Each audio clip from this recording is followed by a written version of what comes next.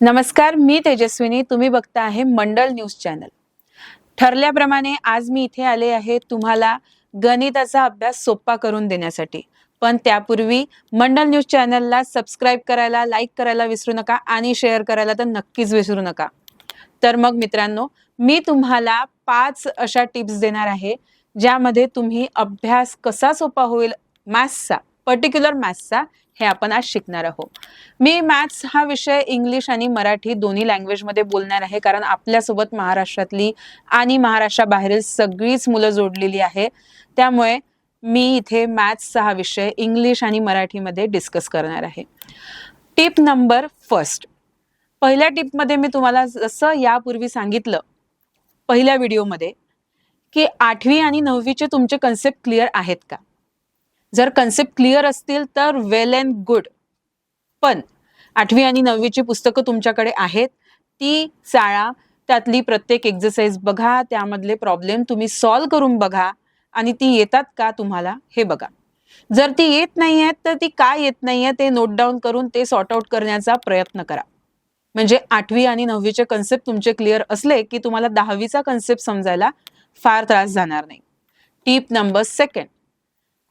एक छोटीशी हाताळण्याजोगती अशी एक वही करा किंवा एक डायरी करा, ज्यामध्ये 7 पासनं तर 9 पर्यंतची सगळी फॉर्म्युली, polygon, triangle, circle, index, indices या प्रकारची सगळी फॉर्म्युली, ट्रिग्नोमेट्री जी तुम्ही आतापर्यंत शिकलीत, ही सगळी फॉर्म्युली त्यामध्ये तुम्ही लिहिली पाहिजे तुमच्या स्वतःच्या हाताने, जेणेकरून ती तुम्हाला फ्रेंडली राहील. Tip number third. मॅथ्समध्ये एक फॉर्म्युला मी आज लर्न केला, त्याच्यावरची फॉर्म्युली प्रॉब्लेम मी सॉल्व केली आणि ती मला 4 दिवसांनी आठवत नाहीये आणि मला ते सॉल्व करता येत नाहीये. हा प्रश्न कायमस्वरूपी मुलांचा असतो. मग तो कसा सॉल्व करायचा? तर सगळ्यात सोपं उत्तर याचं हे आहे की मॅथ्सला प्रॅक्टिसची फार गरज असते. तुम्ही 5 पैकी 2 फॉर्म्युलीज जरी पाठ केली तरी ती पाठ झाली का किंवा ती माझ्या लक्षात आहे का हे मी कसं समजेल?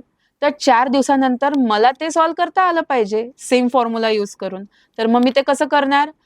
प्रत्येक फॉर्म्युलीमधली किमान 10 क्वेश्चन मी सॉल्व करणार आणि ती 10 क्वेश्चन माझ्या टेक्स्टबुकच्या बाहेरची असणार.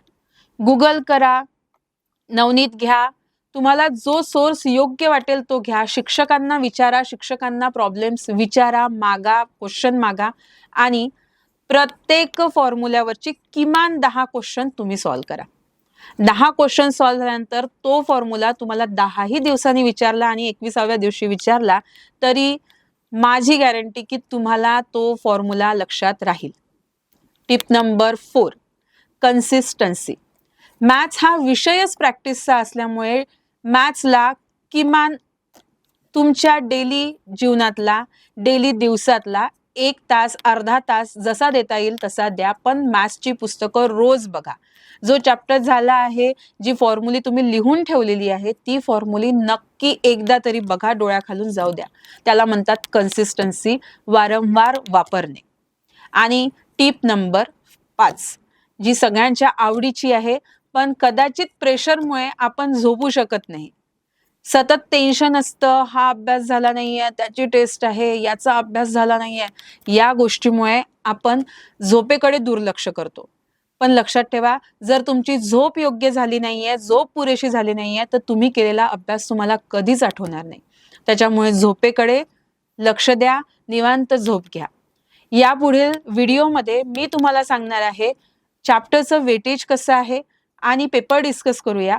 पण त्यासाठी तुम्हाला माझ्यासोबत इथेच राहावं लागेल, परत यावं लागेल मंडल न्यूज चॅनलला. So stay tune with me.